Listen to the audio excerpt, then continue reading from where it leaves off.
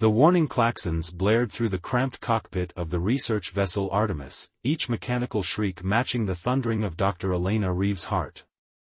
Her fingers flew across the control panel, the holographic displays flickering as power surged and ebbed throughout the ship's failing systems. Mayday, Mayday. This is Exoplanet Research Mission XR-742.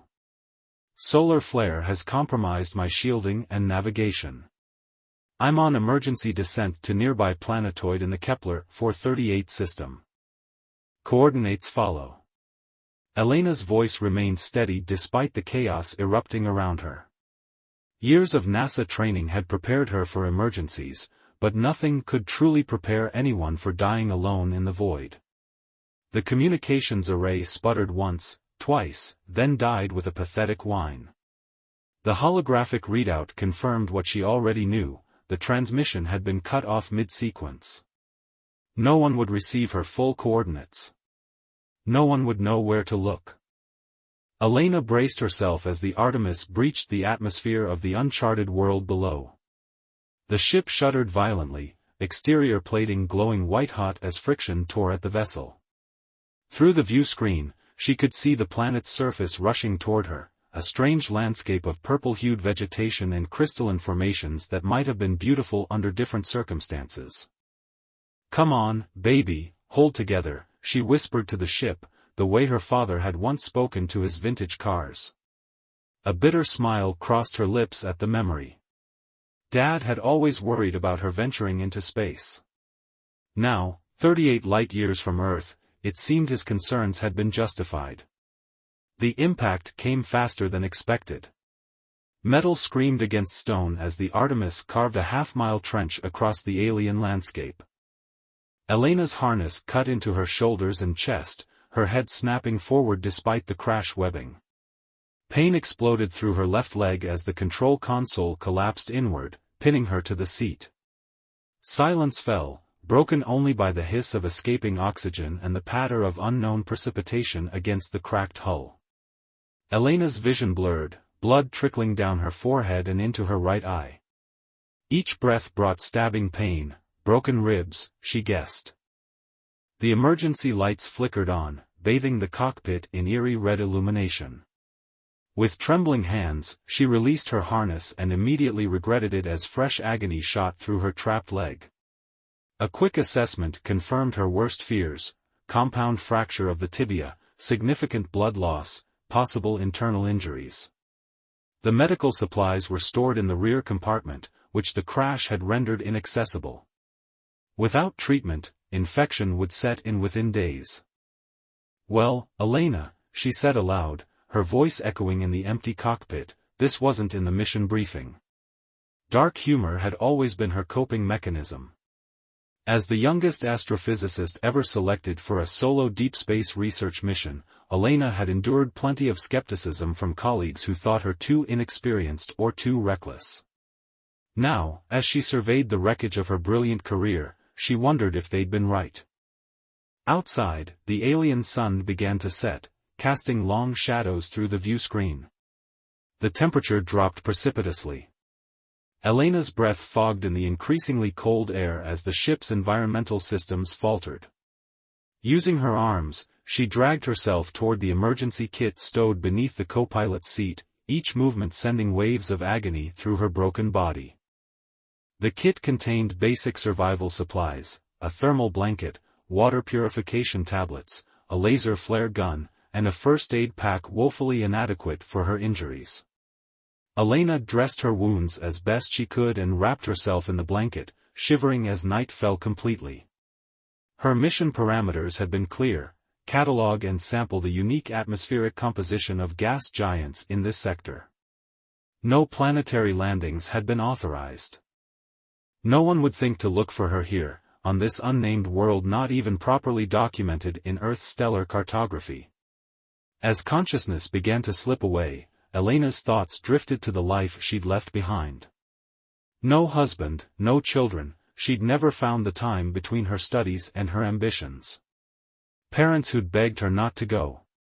A sister who understood her wanderlust but feared it. All those connections, growing fainter with each light year she'd traveled, now seemed unbearably precious. "I'm sorry," she whispered to the darkness, uncertain who she was apologizing to, her family, herself, or the universe that had led her here. Outside, something moved in the alien undergrowth. Elena gripped the flare gun, her last defense against whatever inhabited this world. As exhaustion and blood loss pulled her toward unconsciousness, she wondered if she would ever wake again. Elena Reeves, decorated astronaut, brilliant scientist, daughter of Earth, closed her eyes on an alien world, injured and alone, with no hope of rescue. Commander Marcus Thorne stood at the viewport of the salvage vessel Horizon's Edge, watching the stars blur past as they traveled through the uncharted reaches of the Kepler system. His weathered face reflected in the reinforced glass, the small scar above his right eyebrow more pronounced in the dim light of the bridge. At 42, Marcus had spent more than half his life traversing the outer territories, building a reputation as one of the most successful independent operators in this sector of space. "Commander, you might want to take a look at this," called Dax, his navigation officer, a slender man with cybernetic implants visible at his temples. "We're picking up an anomalous signal. Weak, but definitely artificial." Marcus crossed the bridge in 3 long strides, his tall frame casting a shadow over the holographic display. "Source?" "That's the strange part," Dax replied, adjusting the frequency parameters. "It's coming from KP-438b, the uncharted exoplanet in this system. According to our database, there shouldn't be any human presence there. It's not even properly surveyed." Marcus studied the readout, his gray eyes narrowing. The signal pattern was unmistakable, an Earth-origin distress beacon, though degraded and intermittent. "How old?" "Signal decay suggests 3, maybe 4 days, Dax said. "Could be a probe malfunction, or debris from a satellite collision. Or someone in trouble," Marcus countered, already calculating the course adjustment in his head. "Plot an intercept trajectory." "I want to check it out." Olivia, his second-in-command, appeared at his shoulder, her dark braids pulled tight against her scalp, expression skeptical. "Marcus, we have a schedule to keep. The Centauri shipyard is expecting this haul in 6 days. We divert now, we lose our docking slot and the premium payment. Then we'll negotiate a new slot," Marcus replied, not looking away from the signal pattern. Something about its degradation pattern suggested impact damage rather than simple electronic failure. "Someone might be dying down there, Liv. Or it's just another false alarm," she persisted. "Like that mining drone on Titan last year that cost us a week's fuel and yielded nothing but scrap." Marcus finally turned to face her, his expression softening slightly. He understood her concerns, the crew's profit shares depended on timely deliveries. "I'll make it up to everyone if this is a wild goose chase. But my gut says different." "Your gut's going to bankrupt us one of these days," Olivia muttered, but she didn't object further. After 6 years serving under Marcus, she knew that particular expression, the stubborn set of his jaw that meant his mind was made up. Marcus gave the order, and the Horizon's Edge banked toward the uncharted planet, its powerful engines flaring as it adjusted course. As his crew prepared for possible surface exploration, Marcus retreated to his quarters, pulling up all available data on KP-438b. The planet was a terrestrial world, smaller than Earth but with slightly higher gravity due to its dense core. Atmosphere, breathable but higher in nitrogen. Flora, confirmed but unclassified. Fauna, suspected but unconfirmed. Surface water, present in scattered lakes rather than oceans. It wasn't on any trade routes or resource maps, the kind of world corporate interests hadn't yet deemed profitable enough to claim. Perfect for someone who wanted to disappear. Or terrible luck for someone who crashed there by accident. "Commander," Dax's voice came through the intercom, interrupting his research. "We've pinpointed the signal origin. Looks like a small craft, research vessel class based on the hull configuration." Definitely crashed, not landed. Impact trail extends nearly a kilometer. Marcus's pulse quickened. Life signs? A pause. Nothing definitive at this range. But the ship's emergency power is still functioning, which means the crash was relatively recent. Prep the lander. Full medical kit, environmental gear, and extraction equipment. Marcus was already pulling on his surface suit, designed for hostile environments. Olivia has command until I return. Sir, Dax hesitated. Protocol recommends a minimum team of 3 for unknown planet fall. Protocol is for corporate expeditions with expendable personnel, Marcus replied, checking his oxygen levels. I'm not risking more crew than necessary on an uncharted world. If there's trouble, the ship needs its core team intact. 20 minutes later, Marcus guided the small lander through KP-438b's upper atmosphere, fighting the turbulence that buffeted the craft. Unlike large vessels with advanced stabilization systems, the lander required manual adjustments, demanding all his attention. As he broke through the cloud layer, the landscape below came into focus, strange formations of crystal-like structures rising among vegetation in shades of deep purple and blue. Under different circumstances, he might have admired the alien beauty. Now, he focused only on the coordinates of the downed vessel, visible as a dark scar across the otherwise pristine terrain. The lander settled beside the crash site with a soft hiss of landing struts. Through the viewport, Marcus could see the crumpled form of what had once been a sleek research vessel.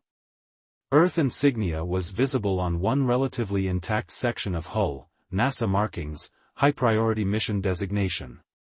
What the hell is a NASA ship doing out here, he muttered, securing his helmet and cycling the airlock.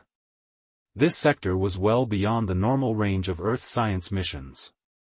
The moment he stepped onto the planet's surface, Marcus's senses heightened. Years of survival in hostile environments had honed his instincts. Something moved in the distant undergrowth, local fauna, perhaps, drawn by the unusual activity. He kept his sidearm holstered but accessible as he approached the wreckage. The ship's main hatch was partially open, bent outward as if someone had forced it after the crash. Fresh hope surged through him. If the pilot had survived the impact with enough strength to exit the vessel, there was a chance they were still alive. "Hello?" Marcus called out, his voice amplified by his suit's external speakers. "This is Commander Marcus Thorne of the independent vessel Horizon's Edge. I'm responding to your distress signal." Only silence answered him, broken by the slight whistle of wind through the crystalline formations nearby. Marcus activated his suit's scanner, sweeping for human biosigns as he carefully picked his way through the debris field toward the ship's main cabin. The scanner beeped softly, registering a faint human life sign approximately 50 meters northeast of the crash site. Moving away from the ship, Marcus followed the reading, his pace quickening as the signal grew stronger. Beyond a cluster of those strange crystal formations, he found her. A woman lay propped against one of the alien structures, her NASA flight suit torn and bloodied, a makeshift splint on her left leg. Her face was pale beneath smears of dirt and dried blood, dark hair matted to her forehead. An empty water container lay beside her, along with what appeared to be sample collection equipment. She'd been trying to survive, to continue her mission despite her injuries. Marcus knelt beside her, gently touching her neck to confirm what his scanner told him: she was alive, but barely. Her pulse was weak and irregular, her breathing shallow. "I've got you," he said softly, though he wasn't sure she could hear him. "You're not alone anymore." Elena floated in the hazy borderland between consciousness and oblivion. Her fever-addled mind conjured images of Earth, the Pacific coast where she'd grown up, waves crashing against rocky shores, the scent of salt air. Then darkness would reclaim her, only to release her again into strange, disjointed dreams of stars exploding and silent ships drifting through the void. A new sensation penetrated the fog, the feeling of being lifted, of strong arms cradling her broken body. Was this death coming for her at last? No. There was warmth, a steady heartbeat against her cheek, the rhythmic sound of breathing not her own. Stay with me, a deep voice urged, cutting through her delirium. Just hold on a little longer. Elena forced her eyes open, vision blurring then focusing on the face above her. A man, human, not some alien nightmare, with concerned gray eyes visible through a helmet visor. His features were sharp, weathered by years in space, a dusting of silver at his temples contrasting with otherwise dark hair. Am I hallucinating you? She managed to whisper, her voice cracked from dehydration. A smile briefly transformed his serious expression. No, though I've been called worse. He adjusted his grip on her, careful of her injured leg. Commander Marcus Thorne. I picked up your distress signal. Elena. Dr. Elena Reeves, she replied, fighting to stay conscious. NASA Xenoatmospheric Research. Save your strength, Doctor. Explanations can wait until you're not bleeding out on an alien planet. The journey back to his lander passed in a blur of pain and fragmentary awareness. Elena registered the strange landscape around them, so different from the barren rocks and gas giants she'd been sent to study. Had she discovered something important in her accidental landing? The scientist in her still cared, even as the human in her focused solely on survival. Inside the lander, Marcus worked quickly, securing her to a medical stabilization unit. The small craft wasn't equipped with a proper medbay, but it contained emergency field equipment, for fluids, broad-spectrum antibiotics, pain management systems. Elena felt the blessed relief as medications flowed into her bloodstream, dulling the agony that had been her constant companion since the crash. Your leg's in bad shape, Marcus said, studying the portable scanner readouts. Compound fracture, infection setting in. The bone needs proper surgical attention, but I can stabilize it for transport. You a doctor as well as a commander? Elena asked, her voice stronger now that fluids were replenishing her dehydrated system. Former military medic before I went independent, he explained, preparing a bone-setting apparatus. This is going to hurt, even with the pain blockers. Elena nodded, gritting her teeth as he worked on her shattered leg. The pain surged past the medication's barrier, drawing an involuntary cry from her lips. Marcus worked steadily, his hands sure despite her distress, his eyes occasionally meeting hers with silent encouragement. Almost done, he assured her, applying a high-tech stabilizing cast that hardened instantly around her leg. Your ribs are cracked too, and you've lost a lot of blood. The antibiotics should start fighting the infection, but you'll need real medical attention as soon as possible. Thank you, Elena whispered as he finished, exhaustion overtaking her again. I thought I was going to die there. Not on my watch, Marcus replied, his voice gentler than before. He secured her for liftoff, then moved to the pilot's seat. Rest now. We'll be back to my ship soon. The lander rose from the planet's surface, climbing through the atmosphere with considerably more grace than Elena's catastrophic arrival. Through half-closed eyes, she watched Marcus pilot the craft, his movements efficient and precise. Who was this man who diverted his course to save a stranger? Independent operators had a reputation for being mercenary, concerned only with profit margins. Yet he'd risked his time and resources for her, expecting nothing in return. When they docked with the Horizon's Edge, Elena was only vaguely aware of being transferred to the larger vessel. New voices surrounded her, Marcus's crew, she presumed, expressing surprise and concern. What were you thinking, bringing an injured Earth official aboard? A woman's voice demanded, tension evident in her tone. This complicates everything. She would have died, Olivia, came Marcus's firm reply. We can argue about complications later. Elena was moved to what appeared to be the ship's small medical bay, more advanced than the lander's emergency equipment but still limited compared to what she would have had access to on a NASA vessel. A thin man with cybernetic implants at his temples, introduced as Dax, the ship's navigator and technical officer, assisted Marcus in transferring her to the examination table. "I can stabilize her further," Dax said after scanning her injuries, "but that leg needs reconstructive work beyond our capabilities. And she's fighting a serious infection. What's our nearest option?" Marcus asked, helping to connect Elena to the medical monitoring systems. "The outpost at Proxima Centauri has advanced medical facilities," Olivia said from the doorway, her expression still skeptical but softening slightly as she looked at Elena's condition. "But that's 4 days at standard speed, and it would take us off our scheduled route entirely. Then we burn extra fuel and make it in 3, Marcus decided. "Plot the course, Dax." "Aye, Commander." As the crew dispersed to their duties, Marcus remained by Elena's side, checking the medical readouts. The sharp lines of his face were illuminated by the soft blue glow of the monitors, revealing a weariness he'd hidden during the rescue. "Your crew doesn't seem thrilled about the detour," Elena observed, her voice stronger now that the ship's medical systems were actively treating her. "They'll manage," he replied with a slight shrug. "Independent operators have to be flexible." "Why did you come looking for me?" she asked, the question that had been nagging at her since she'd first seen him. Most salvagers would ignore a distress signal from an uncharted planet. Too risky, too little potential profit. Marcus was silent for a moment, adjusting one of her 4 medications before answering. 10 years ago, my brother's research vessel went missing in the Kuiper Belt.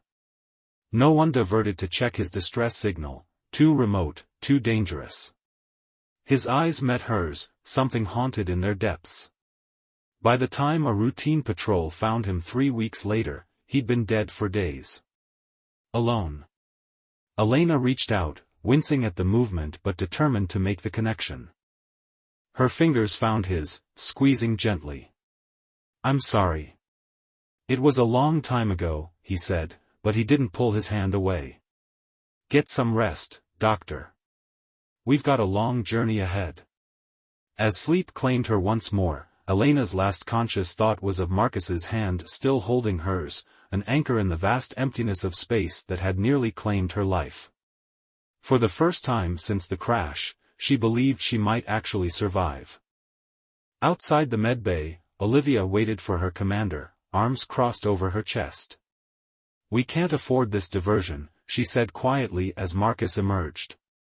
"And bringing Earth personnel aboard an independent vessel with our particular cargo manifest is asking for trouble." "She's a scientist, not an enforcement officer," Marcus replied, equally quiet. "And some things matter more than profit margins." "Like reopening old wounds?" Olivia asked, her expression softening further. "She reminds you of Theo's situation, doesn't she?" Marcus didn't answer, his gaze returning to the woman resting in their med bay, a stranger who, against all odds, had survived alone on an uncharted world until he found her. Something about her determination, her will to live despite impossible odds, had awakened feelings he'd thought long buried in the cold vacuum of space. "Plot the course for Proxima," he said finally. "Maximum safe speed. I'll take responsibility for any consequences." As the horizon's edge altered its trajectory, accelerating toward the nearest outpost with medical facilities capable of saving Elena's life, neither the rescued scientist nor her rescuer could have predicted how this chance encounter would change both their destinies. The soft hum of the horizon's edge's engines provided a constant backdrop as Elena slowly regained her strength. 3 days into their journey to Proxima Centauri, she had progressed from being confined to the medbay to carefully navigating the corridors of the salvage vessel with the help of a high-tech mobility aid that took weight off her healing leg. The ship itself was a fascinating study in contrasts, clearly built for functionality rather than comfort, yet personalized in ways that spoke of the years its crew had called it home. Mismatched panels, some salvaged from different vessel types, created a patchwork appearance throughout the interior. Yet everything was meticulously maintained, systems running with a precision that rivaled military vessels. Elena paused at a viewport, gazing at the star-streaked blackness outside. Her reflection stared back, dark circles still visible under her eyes, but color returning to her face. The ship's medical systems had worked wonders on her infection, though the bone regeneration would require the specialized facilities at Proxima. "You should be resting," came Marcus's voice from behind her. She turned to find him watching her with that now familiar expression, a mixture of concern and something else she couldn't quite name. "I've been resting for 3 days," she replied with a small smile.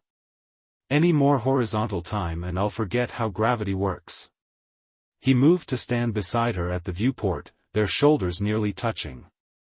In the days since her rescue, Elena had learned little about her rescuer despite their frequent interactions. Marcus Thorne was a man who asked many questions but answered few, maintaining a careful distance even as he ensured her recovery. "Your navigator, Dax, told me we'll reach Proxima tomorrow," Elena said, breaking the comfortable silence between them. "Barring any unexpected anomalies," Marcus confirmed. "Their medical center can handle your reconstructive surgery. After that, they'll arrange transport back to Earth." The mention of Earth sent an unexpected pang through Elena's chest. After coming so close to death, she should have been elated at the prospect of returning home. Instead, she felt strangely ambivalent. "I never thanked you properly," she said, turning to face him. "Not just for the rescue, but for diverting your entire mission. Your second-in-command made it clear what that cost you." Marcus's lips quirked in a half-smile. "Olivia worries about our profit margins. It's what makes her good at her job." "And what do you worry about, Commander Thorne?" The question seemed to catch him off guard. He studied her face for a long moment before answering. "The right decisions. Not always the profitable ones." "A rare quality in the outer territories," Elena observed. "Most independent operators I've encountered wouldn't stop to help a stranded Earth scientist without calculating the potential return." "Then you've met the wrong independents." Marcus gestured for her to follow him. "Come on. Since you're determined to be mobile, you might as well see the rest of the ship." They walked slowly, accommodating her injured leg, through areas Elena hadn't yet explored. Marcus showed her the engine room with its massive fusion core, the small hydroponics bay where the crew grew fresh produce to supplement their synthesized rations, and finally, the ship's observation deck, a transparent dome offering an unobstructed view of space. "This is beautiful," Elena breathed, taking in the panoramic vista of stars. "NASA vessels prioritize function over views. I've never seen space like this before." "It helps remind us what we're really doing out here," Marcus said, lowering himself onto one of the cushioned benches positioned around the dome's perimeter. He motioned for her to join him. "Not just hauling cargo or salvaging derelicts, but exploring the frontier." Elena sat beside him, carefully extending her injured leg. "Is that why you left Earth? To explore?" A shadow passed over his face. "Partly. Earth has become restrictive. Too many regulations, too much oversight. Out here, we make our own rules." "As long as they're the right ones?" she asked, recalling his earlier words. His eyes met hers, something warming in their gray depths. "We try." For the first time since her rescue, Marcus began to open up, telling her about his years in Earth Space Force before going independent, about assembling his crew from people who, like him, sought freedom from corporate and governmental constraints. Elena found herself sharing in return, her struggles as a woman in the still male-dominated field of deep space research, her determination to prove herself that had led to accepting the solo mission. "My sister called me reckless," Elena admitted with a rueful smile. "Said my ambition would get me killed someday." "Nearly did," Marcus observed. "Yes." She looked down at her hands. "I keep thinking about what would have happened if you hadn't picked up my distress signal. If you'd decided not to investigate." Marcus was quiet for a moment. "I almost didn't. Olivia made strong arguments against the detour." "What changed your mind?" "I told you about my brother," he said, his voice lower now. What I didn't mention was that I was supposed to meet him for a supply transfer the week his ship went missing. I had mechanical issues, ran behind schedule. By the time I reached our rendezvous point, he'd already departed on his research route. Elena's heart ached for the guilt she heard in his voice. That wasn't your fault. Maybe not. But I've never stopped wondering if things might have been different if I'd been on time, if I'd been in range to receive his distress call directly. Without thinking, Elena reached for his hand, just as she had in the medbay. This time, Marcus's fingers immediately intertwined with hers, the warmth of his skin a vivid contrast to the cold emptiness visible through the dome above them. You saved me, she said simply. Whatever else happened in your past, you saved me. Something shifted in the air between them, the careful distance Marcus had maintained dissolving as his free hand moved to touch her cheek. Elena leaned into the contact, her pulse quickening as his gaze dropped to her lips. The moment was interrupted by Dax's voice over the intercom. Commander, we're receiving a transmission from Proxima Control. They're requesting our cargo manifest and passenger details. Marcus exhaled slowly, his hand falling away from her face though their fingers remained intertwined. Tell them we'll transmit shortly. He looked at Elena, regret and something more complicated in his expression. I should handle this. As he rose to leave, Elena caught his wrist. Marcus. What happens after Proxima? It was the question that had been building between them over the past days, the unspoken acknowledgement that whatever connection had formed wasn't easily categorized or dismissed. That depends, he said after a moment. On a lot of things. On what I decide, Elena clarified, understanding the choice that lay before her. Return to Earth, to her career and the life she'd built, or venture into the unknown territories with this man who'd saved her life. Your research is important, Marcus said, his voice carefully neutral. NASA will want their scientist back. And what do you want? For a fleeting moment, Marcus's careful control slipped, revealing a depth of emotion that stole Elena's breath. More time, he admitted.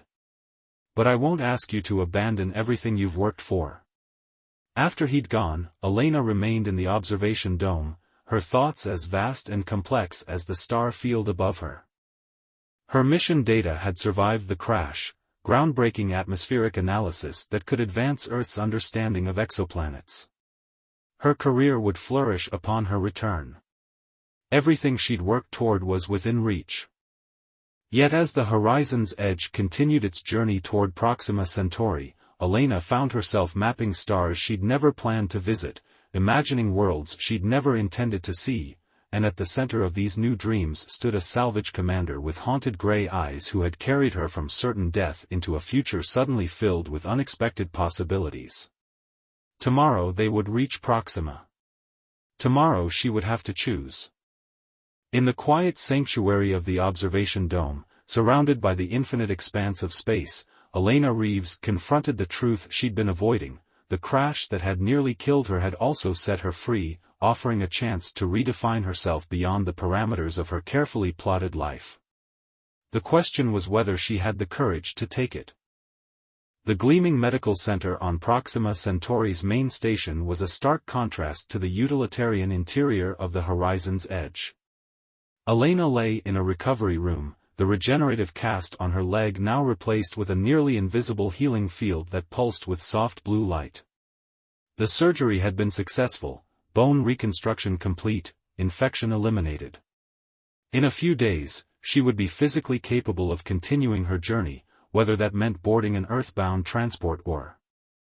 She let the thought trail off, gazing out the window at the bustling spaceport beyond. Proxima Station served as a major hub for both corporate and independent vessels, a crossroads between Earth's regulated territories and the wild frontier of the outer systems. Ships of all sizes and origins docked and departed in a carefully choreographed dance, each with its own destination, its own purpose. Somewhere among them was the horizon's edge, undergoing restocking and minor repairs while waiting for her decision. A soft knock at the door pulled Elena from her thoughts. Marcus stood in the doorway, looking somewhat uncomfortable in the sterile medical environment. He'd exchanged his usual utilitarian clothing for something slightly more formal, perhaps a concession to the station's more regulated atmosphere. "The doctors tell me you're recovering ahead of schedule," he said, crossing to stand beside her bed. "Apparently NASA's cellular regeneration training is paying off." Elena smiled. "Perks of being a government-funded scientist. They make sure we heal quickly." The small talk felt strangely formal after the intimacy they developed during the journey to Proxima. Something had changed since they'd docked at the station. Reality had intruded on the bubble they'd created aboard the Horizon's Edge, reality in the form of official communications, bureaucratic procedures, and unavoidable choices. "I received a message from my research director," Elena said, nodding toward the data tablet beside her bed. "They're arranging transport on the next Earthbound vessel. The Artemisia departs tomorrow evening." Marcus nodded, his expression carefully neutral. "Your data is valuable. They'll want it, and you, back as soon as possible." "And the Horizon's Edge?" she asked. "When do you depart?"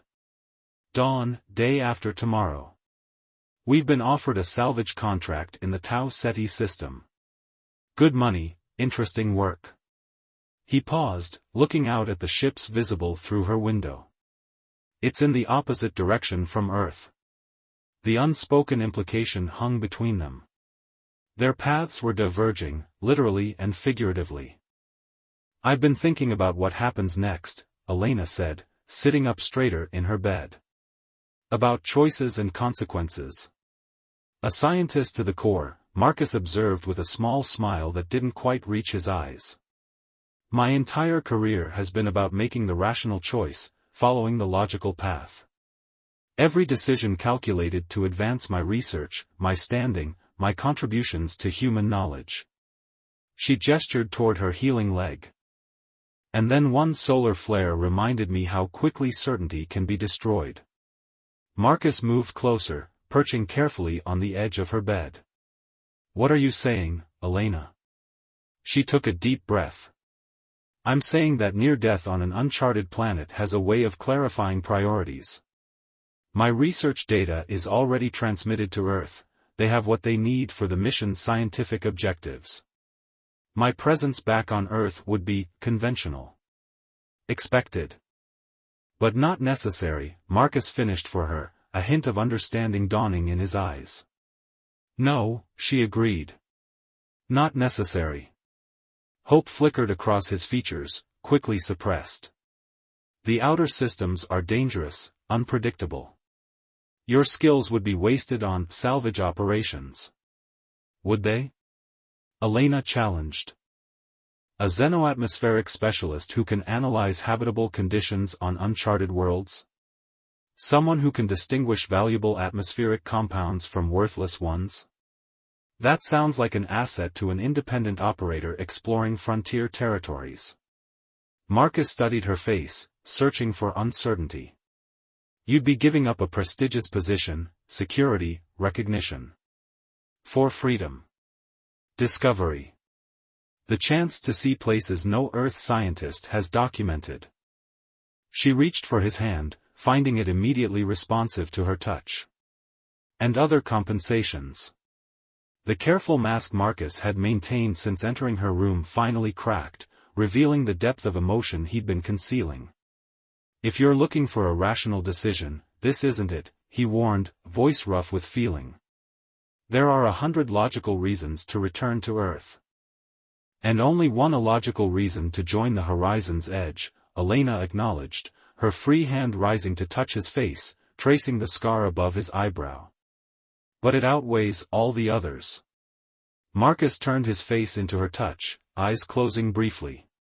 "Your career can continue on different terms," she interrupted. "The frontier needs scientists too. Independent ones, not bound by corporate interests or government directives.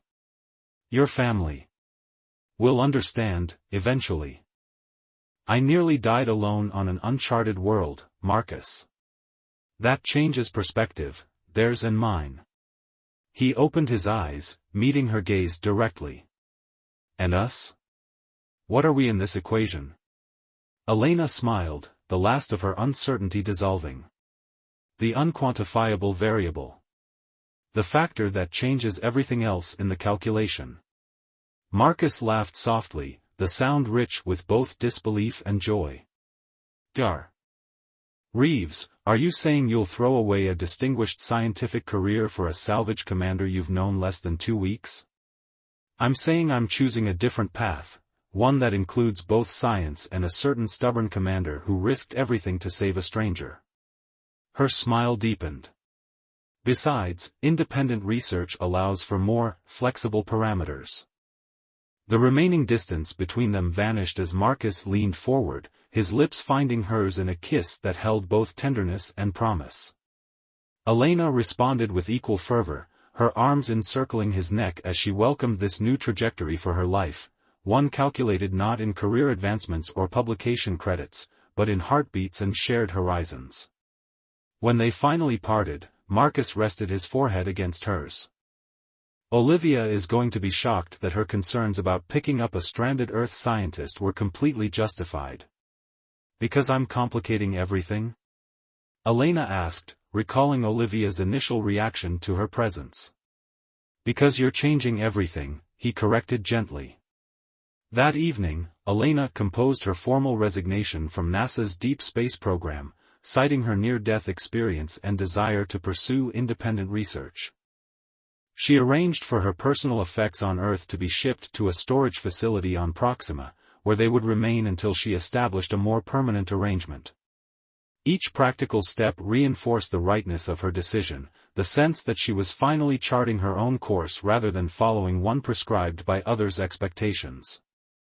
The following morning, as the Earth transport Artemisia departed without her, Elena stood in the observation lounge of Proxima Station, leaning lightly on a cane, the last vestige of her injuries. Beside her, Marcus watched the ship grow smaller against the backdrop of stars. Any regrets? He asked quietly. Elena shook her head. Not about this. There's something fitting about it, actually. I went into space looking for new worlds to study. I nearly died doing it. She turned to him, eyes bright with anticipation rather than tears. And then I found exactly what I was looking for, just not where or how I expected. Marcus smiled, the guarded expression he'd worn when they first met now replaced by open affection. The horizon's edge departs in 12 hours. Still time to change your mind. The only thing I'm changing, Elena said decisively, is my definition of home. The next morning, as the salvage vessel broke free from Proxima Station's gravitational well and accelerated toward the distant Tau Ceti system, Dr. Elena Reeves stood on the observation deck where she and Marcus had first acknowledged the connection growing between them. This time, she watched not as a passenger being transported to medical help, but as crew, as someone who belonged. The stars streaked past, each one representing a potential discovery, a world yet unexplored. Behind her, the door slid open as Marcus joined her, his arms slipping around her waist as they contemplated the vast frontier ahead. Ready for the unknown, Doctor? He asked, pressing a kiss to her temple. Elena leaned into his embrace, the universe expanding before them in all its dangerous, beautiful mystery. With you? Always. As the horizon's edge traversed the void between stars, Elena Reeves, once injured and alone with no hope of rescue, embarked on a journey she had never planned but now couldn't imagine living without. The path she had chosen wasn't the safe one, nor the expected one, but it was hers. Theirs. And in the end, that made all the difference.